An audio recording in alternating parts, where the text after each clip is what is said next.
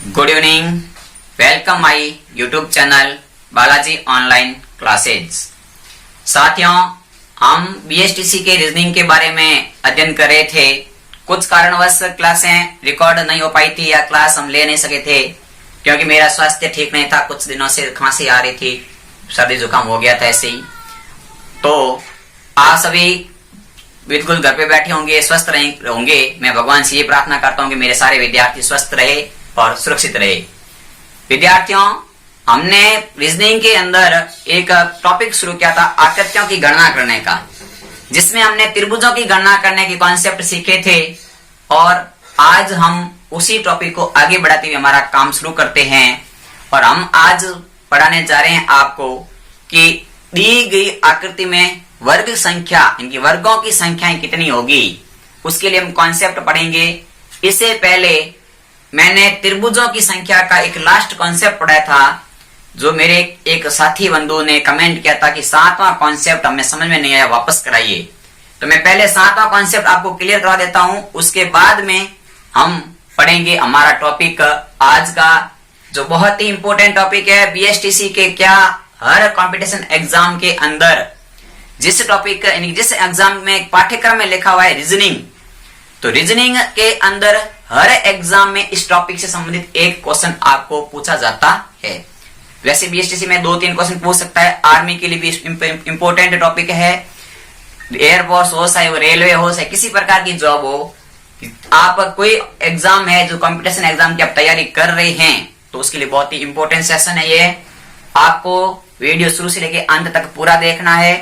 यदि आपको वीडियो पसंद आता है तो आपको लाइक करना है, चैनल को शेयर करना है, और यदि आप मेरे यूट्यूब चैनल पर पहली बार विजिट कर रहे हैं तो चैनल को सब्सक्राइब भी करना है। साथ ही साथ आपको किसी प्रकार के टॉपिक पढ़ने हैं तो हमारे यूट्यूब चैनल के आप सर्च करोगे यूट्यूब पर बालाजी ऑनलाइन क्लासेज, तो वहां से आपको हमारे यूट्यूब चैनल का एक लोगो दिखेगा हरे रंग का। उस लोगो पे आप क्लिक करके प्ले लिस्ट में जाकर के आप जो वीडियो देखना चाहते हैं आराम से देख सकते हैं। तो चलिए मित्रों, मैं ज्यादा आपका टाइम खराब ना करते हुए हमारी क्लास आज यथावत रूप से शुरू कर रहे हैं। तो हमने 7वां टॉपिक का कॉन्सेप्ट पढ़ा था त्रिभुजों की संख्या ज्ञात करने का, यानी कि त्रिभुजों की संख्या कितनी है, त्रिभुजों की संख्या। तो त्रिभुजों की संख्या ज्ञात करने का हमने हमारा टॉपिक पढ़ा था। क्या टॉपिक पढ़ा था? मैंने आपको 7 कॉन्सेप्ट बताए थे, जिसका लिंक मैं इस वीडियो के डिस्क्रिप्शन बॉक्स में दे रहा हूं। यदि आपने किसी ना देखा है तो वहां से पहले इस वीडियो को देखिएगा, उसके बाद इस वीडियो को देखना। आपको 100% कॉन्सेप्ट समझ में आएंगे। बहुत ही शानदार ट्रिक के साथ में बताऊंगा, किसी प्रकार की त्रुटि नहीं रहेगी रीजनिंग के अंदर। तो हमने एक ट्रिक ये सीखी थी कि जब हमारे पास में इस प्रकार की कोई आकृति बनी हुई है त्रिभुज की,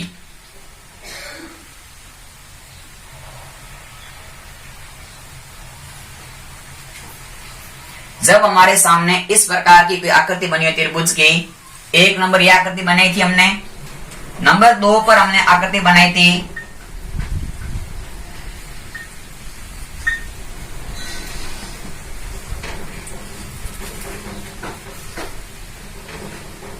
इस प्रकार की आकृति बनाई थी। और एक आकृति में बड़ी बना लेता हूं क्योंकि कॉन्सेप्ट समझना है हमें, ना कि और कोई बात समझनी है। ज्यादा हमें कॉन्सेप्ट क्लियर होना चाहिए।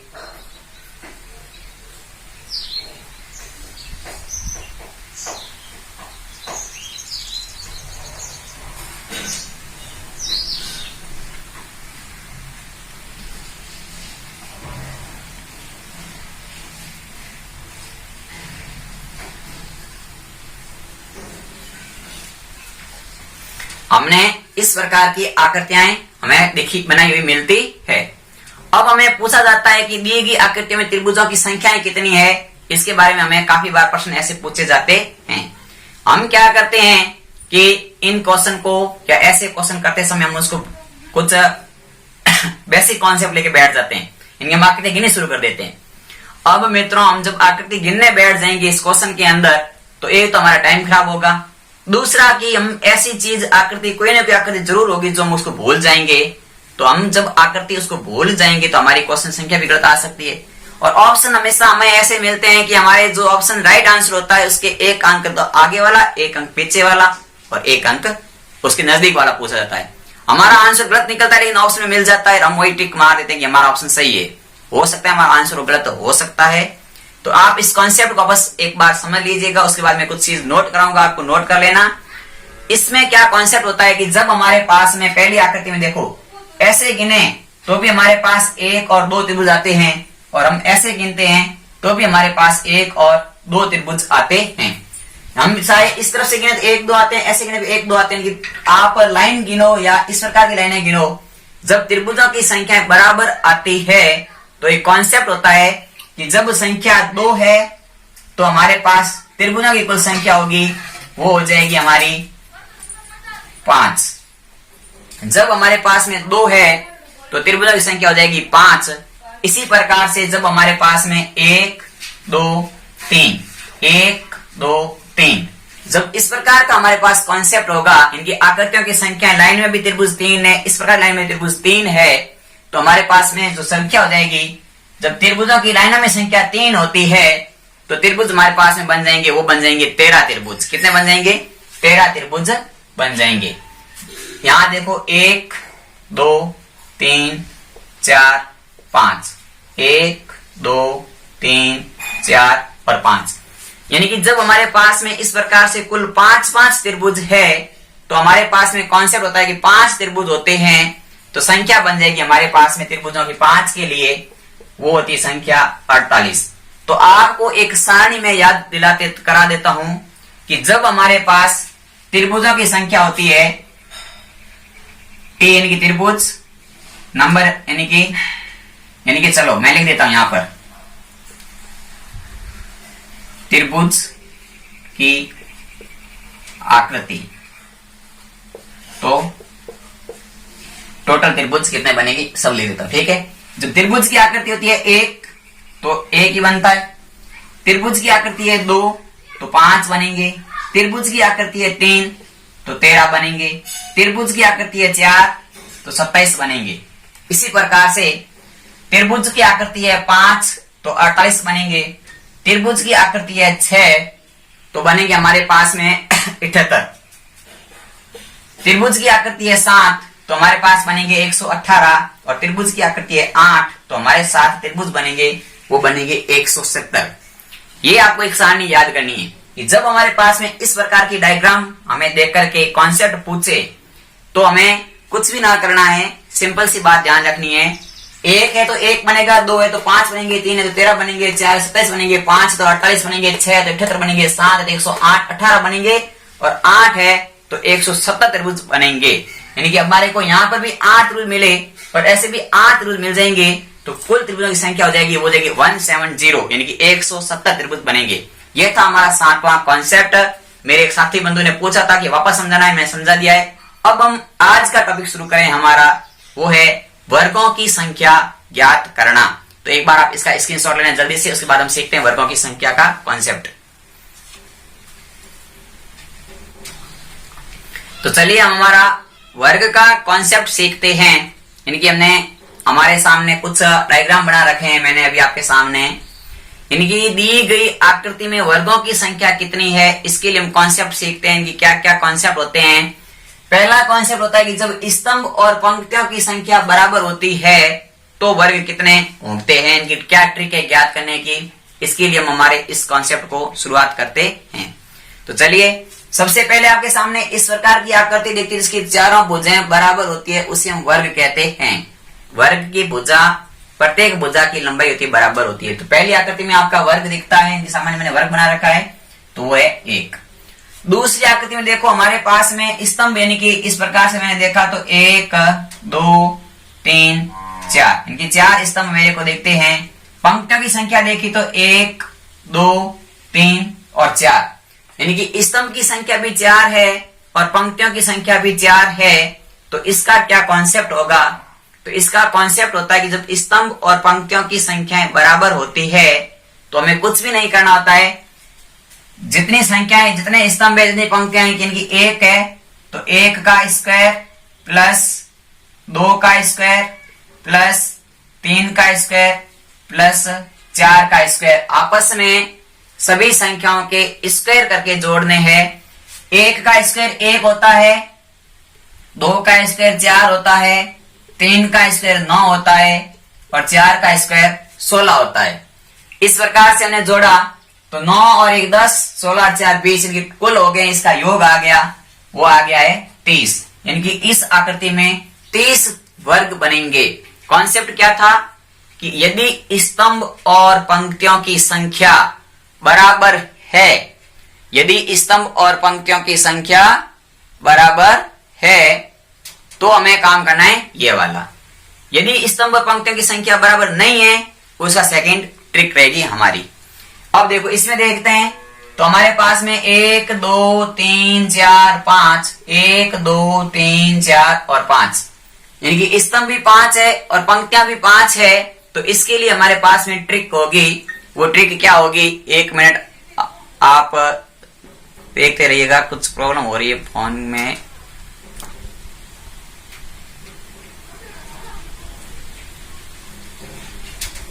चलिए, तो अब क्या होता है कि जब हमें इस प्रकार के कॉन्सेप्ट का पहला कॉन्सेप्ट पढ़ रहे हैं कि जब स्तंभ और पंक्तियों की संख्या हमारी बराबर होगी, तो उसके लिए हम क्या सीखेंगे, तो उसके लिए हम करेंगे काम कि स्तंभ और पंक्तियां बराबर है तो कितनी स्तंभ कितनी पंक्तियों का वर्ग कर लो।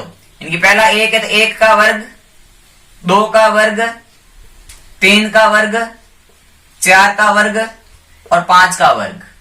हमने जितने स्तंभ और पंक्तियों की संख्या थी प्रत्येक का वर्ग कर लिया। 1 का वर्ग 1 होता है, 2 का वर्ग 2 गुणा 2 4 होते हैं, 3 का वर्ग 3 गुणा 3 9 होते हैं, 4 का वर्ग 4 गुणा 4 यानी कि 16 होते हैं, और 5 का वर्ग होता है 5 गुणा 5 यानी कि 25 होते हैं। अभी हमने 4 संख्याओं के वर्ग जोड़े थे।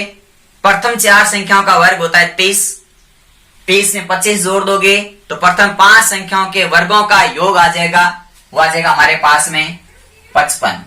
30 और 25 होते हैं 55। तो इस आकृति में आपको 55 वर्ग मिलेंगे।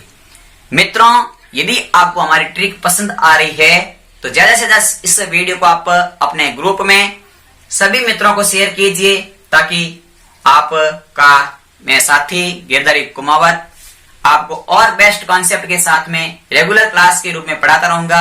ये मेरा आपसे पूर्ण वादा है। कुछ स्वास्थ्य ठीक नहीं होने की वजह से मैं 2 3 4 दिन क्लासें नहीं ली थी, उसके लिए आप सभी से क्षमा चाहता हूं। चलिए हम हमारा सेकेंड कॉन्सेप्ट पढ़ते हैं कि जब सेकेंड कॉन्सेप्ट यह है कि जब स्तंभ और पंक्तियों की संख्या बराबर नहीं होगी तो हम क्या करेंगे। तो इसके लिए कॉन्सेप्ट है मित्रों, देखो ये हमारा है 1 2 3 4 और 5 स्तंभ है, पंक्तियां हैं 1 2 3 और 4। स्तंभ 5 है, पंक्तियां 4 है। तो अब मैं यहाँ क्या कॉन्सेप्ट काम में लेना है मैं वो बता देता हूं आप सभी को। जो हमारा लास्ट पंक्ति है और लास्ट पंक्ति और लास्ट स्तंभ है, इनका आपस में गुणा करना है, प्लस उसके बाद में इनके फर्स्ट बाद वाले का गुणा करना है, उसके बाद में इससे पहले वाले का गुणा करना है। मतलब आपको 4 को तो गुणा करना है 5 से, तो आएगा आपके पास में 20। 3 का गुणा करना है आपको 4 से, तो आपके पास आएंगे 12। 2 का गुणा करना है आपको 3 से, तो आपके पास में आएंगे 6। तो आपके पास में कुल वर्गों की संख्या हो जाएगी 20 और 12 होते हैं आपके 32 और 6 होते हैं 38। तो आपके पास में कुल संख्या आ गई यहाँ पर, वो आ गई है 38 वर्ग बनेंगे। कॉन्सेप्ट आपके समझ में आ चुका होगा ना? तो नहीं, यदि आपके कॉन्सेप्ट समझ में नहीं आया है तो वीडियो रोक के वापस बैक जाके चेक कर सकते हैं, देख सकते हैं, नहीं तो अगले क्वेश्चन में आप समझ सकते हैं। कॉन्सेप्ट यह है कि सबसे पहले देखो यहाँ हमारे पास में स्तंभ है 1 2 3, पंक्तियां हैं 1 2 3 और 4। स्तंभ 3 है, पंक्तियां 4 है आपकी बार। तो कॉन्सेप्ट क्या है मैं बताता हूं आपको। लास्ट पंक्ति और लास्ट स्तंभ का गुणा कर दो, तो लास्ट पंक्ति 4, लास्ट स्तंभ है 3। इसके बाद में इसके पहले वाले का गुणा कर दो, तो 3 2। इसके बाद में आपको किससे गुणा करना है? 2 गुणा हो चुके हैं, यानी कि आगे कोई ऐसी संख्या है नहीं जिसका हम गुणा कर सकें। तो हमारे पास में आ जाएगा इसका आंसर, वो आ जाएगा कि 3 4 3 होते हैं 12 और 3 दूनी होते हैं 6। तो कुल वर्ग बनेंगे इसमें, वो बनेंगे हमारे 18। यानी कि क्या ट्रिक है, लास्ट स्तंभ को लास्ट पंक्ति से गुणा कर दो, उसके बाद उसके सामने वाली पंक्ति से गुणा कर दो, और आदि कोई और ऐसे गुणे नहीं होते हैं तो हमें वहीं तक गुणे करने जितने गुणे होते हैं। तो आपस में 3 का 4 से हो गया, 2 का 3 से हो गया, तो 12 और 6 कुल वर्ग आगे 18। ये था हमारा सेकंड कॉन्सेप्ट। अगला कॉन्सेप्ट क्या है कि जब हमारे साथ में कोई वर्ग दिया हुआ है, उस वर्ग के अंदर किसी प्रकार का प्लस बना हुआ है या कोई गुणा बना हुआ है या वर्ग के अंदर वर्ग बना हुआ है या उसके अंदर और कोई डिजाइन बनी हुई है, तो हम कैसे संख्याएं ज्ञात करेंगे, उसके लिए मैं आपको कॉन्सेप्ट सिखाता हूं। यदि हमारे सामने पहला क्वेश्चन हो कि वर्ग बनाए, वर्ग के अंदर एक प्लस बना दिया जाए, तो एक वर्ग में एक धन चिन्ह बनता है, तो कुल 5 वर्ग बनते हैं। कुल कितने वर्ग बनते हैं? 5 बनते हैं, क्योंकि एक तो देखो आपके सामने 1 2 3 और 4 तो आपके सामने छोटे छोटे वर्ग दिख रहे हैं, प्लस एक बड़ा वाला जो खुद है ऑलरेडी, तो 4 प्लस 1 बराबर कुल बन गए यहां पर आपके 5 वर्ग बन गए। इसी प्रकार जब प्लस बना हो और उस प्लस के अंदर प्लस के शीर्षों को आपस में मिला दिया जाता है, एक वर्ग बना हुआ है, उस वर्ग के अंदर प्लस बना हुआ है, उस प्लस के शीर्षों को मिलाने से एक और वर्ग बना दिया, तो जब एक वर्ग बना हो उसके अंदर प्लस बना हो और प्लस के शीर्षों को आपस में मिला करके एक और वर्ग बनाया गया हो, तो आपके पास में 1 प्लस प्लस वाले 4 प्लस 1 और, तो कुल बनते हैं 6 वर्ग। इनकी इस आकृति में कुल आपके 6 वर्ग होंगे। अब देखो इन दोनों कॉन्सेप्ट पर ये 2 क्वेश्चन ऐसे हाई लेवल के पूछे जाते हैं। अब देखो आपको यहाँ पर कितने वर्ग दिखते हैं, तो 1 दिख रहा है, तो ये हो गया आगे 5, ये दूसरा दिख रहा है तो इसमें भी 5, ये आपको तीसरा दिख रहा है तो इसमें भी 5, इसके बाद में आपको चौथा दिख रहा है तो इसमें भी 5, यानी कि आपको वर्ग कितने दिख रहे हैं, तो एक वर्ग तो ये दिख रहा है 12 वाला, इसके बाद में दूसरा, इसके बाद में तीसरा, इसके बाद में चौथा, यानी कि आपको 4 ऐसे वर्ग है जो इसमें प्लस बने हुए आपस में, प्रत्येक वर्ग में 5 बनते हैं, तो 5 5 5 5 इन कुल वर्ग कितने बन गए, तो कुल वर्ग बन गए यहाँ पर आपके वो बन गए हैं 20 वर्ग बन चुके हैं। ये था इसका कॉन्सेप्ट, क्योंकि मैंने बताया यहाँ 5 बनते हैं, ऐसी आकृतियां 5 बार बनी हुई है, अंदर अंदर 4 बार बनी हुई है, तो 4 को 5 से गुणा कर दोगे तो 20 आ जाएंगे। सीधा ट्रिक ये है।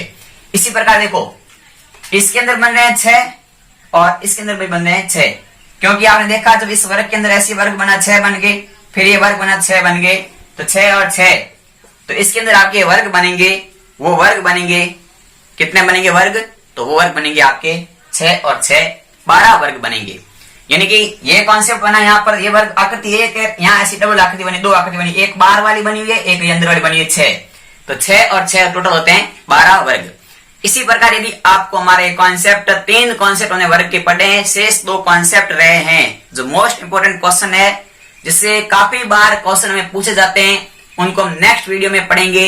आपके प्यार और बदौलत की वजह से हम ऐसे अच्छे से कॉन्सेप्ट और लेके आएंगे। तो यदि आपको हमारा चैनल अच्छा लगता है, आपको पसंद आता है, तो ज्यादा से ज्यादा शेयर करें।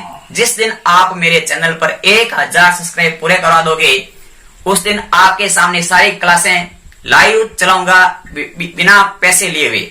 आपको घर बैठे आपको इस प्रकार की शिक्षण कराएंगे, जैसा कि हमारे यहाँ टाइम टेबल आपके पता है, उसमें कुछ संशोधन करेंगे हम।